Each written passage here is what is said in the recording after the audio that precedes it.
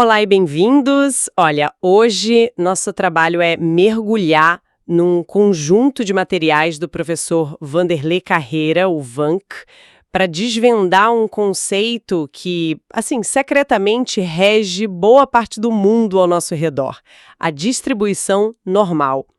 Todos os dias a gente é bombardeado por dados, por números, por variações, e o grande desafio é encontrar o sinal no meio de tanto ruído, né? A nossa missão hoje é entender como uma simples imagem, a de um sino, se torna um dos filtros mais poderosos que existem para separar o que é normal do que merece a nossa atenção. Exatamente. Pensa nisso como uma ferramenta para traduzir o caos da variabilidade em algo compreensível. Essa ideia não vive só nos livros de estatística. Ela está na linha de produção que garante que a peça de um carro tenha sempre o mesmo tamanho, no hospital que analisa se o resultado de um exame de sangue está dentro do esperado, e até na campanha de marketing que mede o engajamento do público. O objetivo é transformar o que parece aleatório em algo com um padrão, uma previsibilidade. Ok, vamos começar a desenhar essa imagem na nossa cabeça, então. A primeira coisa que vem à mente é a forma de um sino. Uma curva que começa baixa, sobe suavemente até atingir um ponto máximo bem no centro e depois desce de forma perfeitamente espelhada, simétrica, até chegar perto do chão de novo. É isso, a famosa curva de sino. É exatamente essa imagem. E o ponto mais alto dessa curva, o pico do sino, é o coração de tudo, a média. É o resultado mais frequente, o mais comum, o ponto para onde a maioria dos dados é assim naturalmente atraída.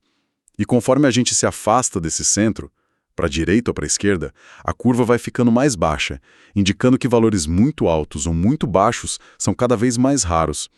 É a distribuição da altura das pessoas numa população. A maioria fica ali, perto da média, e gigantes ou pessoas muito baixinhas são as exceções que confirmam a regra. Entendi. Então, se essa forma de sino aparece em tantos lugares, o que faz a curva da altura das pessoas ser diferente da curva, digamos, da variação de temperatura de um motor? Elas não podem ser idênticas, certo? O que define a personalidade de cada sino? Ótima pergunta. São dois parâmetros, apenas dois, que dão a cada curva normal sua identidade única. O primeiro é a média, representada pela letra grega mu.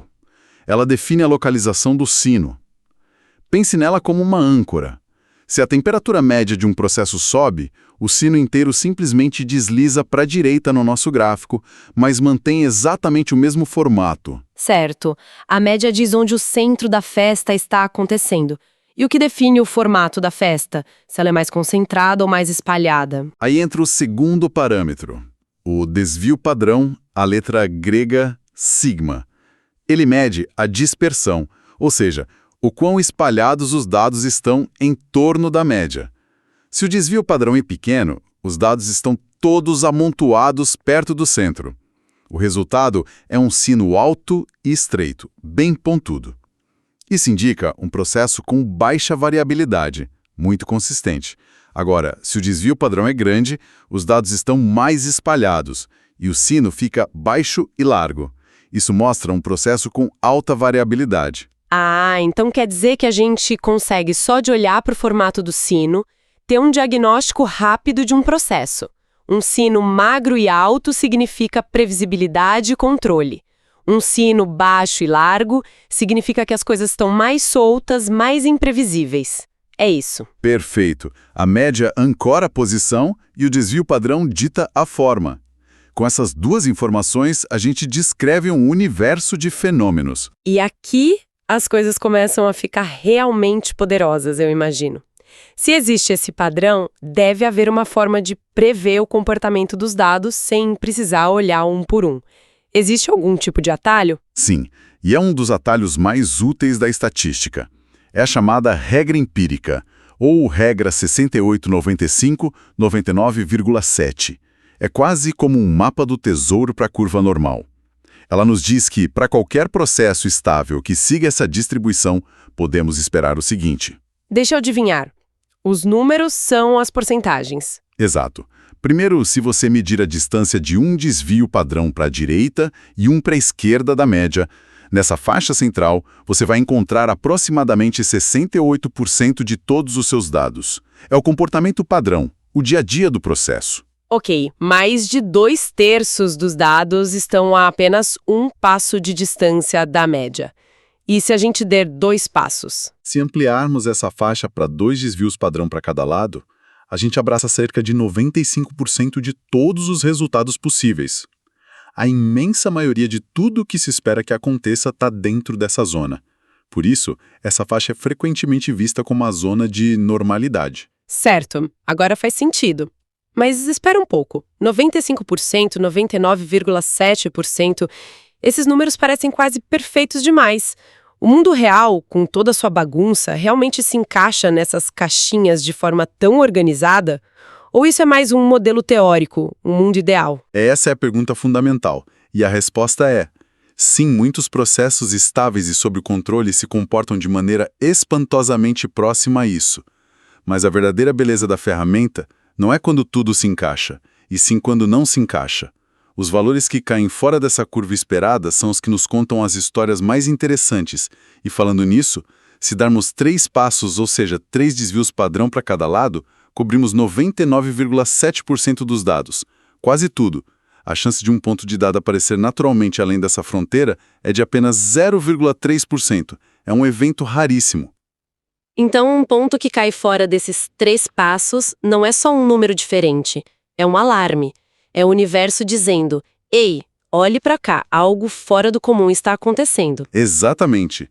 Ele pode ser um erro de medição, um defeito no processo ou uma descoberta. É o sinal no meio do ruído. Ok, mas falar em 1 passo ou 2 passos parece um pouco vago. Como a gente traduz essa ideia para uma medida universal que sirva tanto para a temperatura de um forno quanto para o diâmetro de um parafuso? É aí que entra o Score-Z. Pense nele como um tradutor universal para os dados. O Score-Z pega qualquer medida que você tenha e a converte para uma única unidade. Quantos desvios padrão ela está longe da média? É uma régua padronizada. Ah, genial!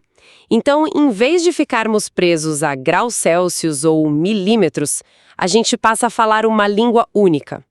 Um Score-Z de +1 significa que o dado está exatamente um desvio padrão acima da média, não importa do que estejamos falando. Um Score-Z de -2,5 significa que está 2 desvios e meio abaixo da média. E um Score-Z de 0, imaginam, é o valor que está cravado na média. Perfeito. Ele nos permite comparar a gravidade de desvios em escalas completamente diferentes. Um desvio de 5 graus num forno pode ser trivial, mas um desvio de 0,1 milímetro num componente de precisão pode ser catastrófico. O Score-Z nos mostra qual dos dois é estatisticamente mais significativo, qual deles é o evento mais raro.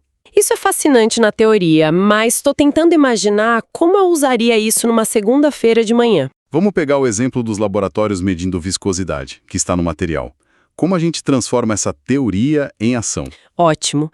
A aplicação prática mais comum do Score-Z é criar um sistema de classificação, um critério de decisão. É um consenso prático em muitas áreas. Funciona assim. Se o Score-Z de um resultado, ignorando o sinal de mais ou menos, for menor ou igual a 2, consideramos o resultado satisfatório. Ele está dentro daquela zona de 95%, dentro do esperado. Entendi. Então, na prática, criamos um sistema de semáforo para os nossos dados. Score-Z até 2 ao sinal verde. Pode seguir, tudo normal. O que seria o sinal amarelo? O sinal amarelo seria um Score-Z entre 2 e 3. Esse resultado é classificado como suspeito ou questionável. Ele não é comum, não é um desastre, mas é um aviso. Acendeu a luz amarela, merece uma investigação. Será que o equipamento foi calibrado? Será que a amostra estava correta? É um chamado para uma verificação. Faz todo sentido. E o sinal vermelho, imagino, é quando o Score-Z passa de 3. Exato. Se o Score-Z for maior ou igual a 3, o resultado é um outlier, um ponto discrepante ou insatisfatório. Lembre-se, a chance disso acontecer por acaso é menor que 0,3%. Então, é um sinal vermelho piscando. Algo provavelmente está errado e exige uma ação imediata para encontrar a causa. Mas espere aí. Quem decidiu que os limites são 2 e 3? Isso é uma lei da estatística ou mais uma regra de bolso que as indústrias adotaram? Por exemplo, uma empresa que faz peças para aviões não deveria usar um critério mais rigoroso, talvez tratando qualquer coisa acima de 2,5 como um sinal vermelho? Excelente questionamento. Os valores de 2 e 3 são, de fato, um consenso prático muito difundido, uma convenção que funciona bem para a maioria das aplicações de controle de qualidade e monitoramento. Mas você está absolutamente certa, eles não são uma lei imutável. Uma indústria de altíssimo risco, como a farmacêutica ou aeroespacial, pode e muitas vezes deve adotar limites mais apertados. Eles podem definir o suspeito já a partir de 1,5 e o outlier a partir de 2,5. A beleza do Score Z é que ele fornece a régua. A organização define onde traçar as linhas, com base no seu apetite por risco. Ok, vamos aplicar essa régua usando os limites convencionais ao exemplo da viscosidade. A média era 14,60 e o desvio padrão 0,05. O primeiro laboratório mediu 14,65. Bom, 14,65 está exatamente 0,05 acima da média de 14,60. Como o desvio padrão é 0,05, isso significa que ele está a um desvio padrão de distância. O score Z é mais 1. Como o valor 1 é menor que 2, o resultado é satisfatório. Sinal verde. O próximo laboratório mediu 14,47. O cálculo do score Z dá menos 2,60. Onde ele entra no nosso semáforo? O valor absoluto é 2,60. Ele está entre 2 e 3. Portanto, sinal amarelo. É um resultado suspeito. Não vamos descartá-lo imediatamente, mas precisamos investigar. E o terceiro, que mediu 14,80, teve um score Z de mais 4,00. Esse é um sinal vermelho claro e sonoro. Bem acima de 3. É um outlier. Algo aconteceu ali que precisa de uma explicação urgente. Olha só, de repente uma lista de números que não dizia nada virou um plano de ação claro. Isso é gestão baseada em dados na sua forma mais pura. Exatamente. Deixamos de reagir a todos os problemas e passamos a focar nossa energia apenas onde é estatisticamente relevante. Certo, esse sistema parece muito sólido, mas ele tem algum ponto fraco? Por exemplo, o score Z depende da média e do desvio padrão. E se um dos nossos dados for um erro grotesco de digitação? Alguém mediu 14,60 e digitou 146,0. Esse valor absurdo não iria bagunçar a média e o desvio padrão de todo mundo, fazendo com que a nossa régua ficasse torta? Você tocou no calcanhar de Aquiles do método padrão. Sim, a média e o desvio padrão são muito sensíveis a valores extremos. Um único outlier pode puxar a média na sua direção e inflar o desvio padrão, distorcendo toda a análise. É como ter uma pessoa gritando em uma reunião. Ela pode distorcer a percepção da opinião do grupo todo. Para proteger nossa análise desses gritos, existe uma alternativa. E qual seria? Uma versão mais resiliente do Score Z. Precisamente. É o Score ZB, onde o B vem de uma técnica estatística robusta. Ele funciona com a mesma lógica do semáforo, mas usa ingredientes mais resistentes. Em vez da média, ele usa a mediana. A mediana é o valor que está bem no meio da fila, depois que todos os dados são ordenados. Ela não se importa com o que acontece nos extremos. Ah, entendi. A mediana é mais democrática. Ela ouve o centro da distribuição e não os valores extremos que estão gritando nas pontas. Exato. E no lugar do desvio padrão, ele usa uma medida de dispersão também baseada na posição dos dados, o desvio interquartílico normalizado, ou IQRN. Não precisamos nos preocupar com a fórmula, o importante é entender o conceito. São medidas que não se deixam levar por 1 ou 2 pontos fora da curva. Pode dar um exemplo prático de como isso faz a diferença? Claro. Imagine 5 medições de um processo. 10, 11, 12, 13 e 100. Um erro claro de digitação. A média desses números é 29,2. Veja como o 100 puxou a média lá para cima.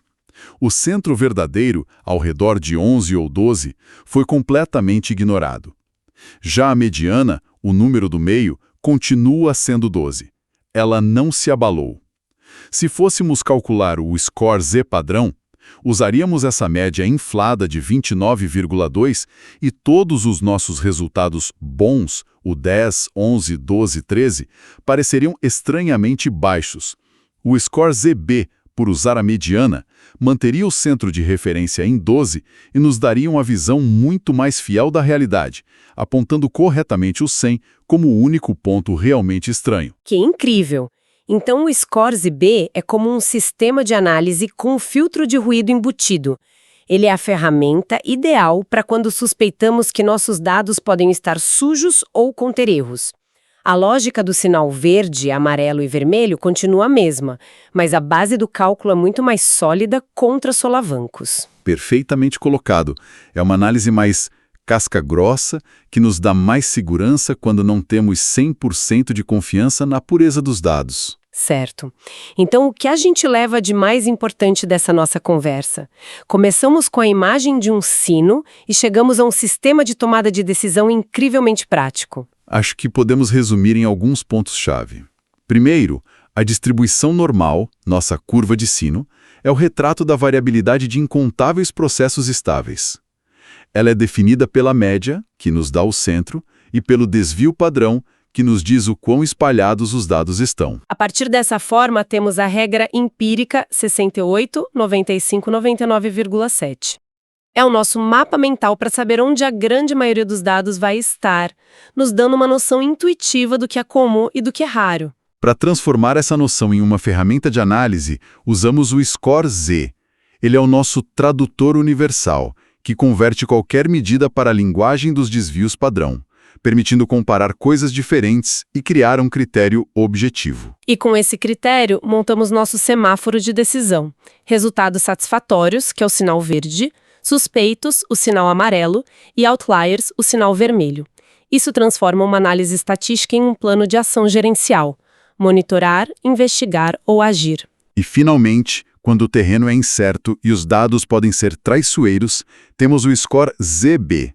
Ele usa a mediana para se manter firme e nos dar uma análise robusta, que não é facilmente enganada por valores extremos. É a nossa rede de segurança. O que fica claro é que o poder disso tudo não é só classificar números, é sobre aprender a fazer perguntas melhores. Um outlier não é um inimigo a ser descartado, é um mensageiro que talvez esteja nos contando uma história importante sobre o nosso processo. Exatamente. É a diferença entre apenas olhar para os dados e realmente conversar com eles. Para uma boa internalização de todo este conteúdo, a recomendação é escutar esta análise pelo menos 3 vezes. A repetição espaçada é uma técnica poderosa para consolidar o aprendizado, permitindo que essas ideias se conectem e formem um modelo mental sólido e aplicável. E um lembrete importante. Este material é um recurso de apoio, pensado para facilitar a compreensão. Ele não substitui de forma alguma a frequência às aulas, o estudo cuidadoso dos slides completos do professor e a visualização dos vídeos e materiais complementares da disciplina. Usem esta conversa como um acelerador, um reforço para os estudos. O caminho do aprendizado é uma construção. Cada conceito que entendemos é um tijolo a mais nessa estrutura que estamos erguendo. Continuem com essa força e essa dedicação. Bons estudos!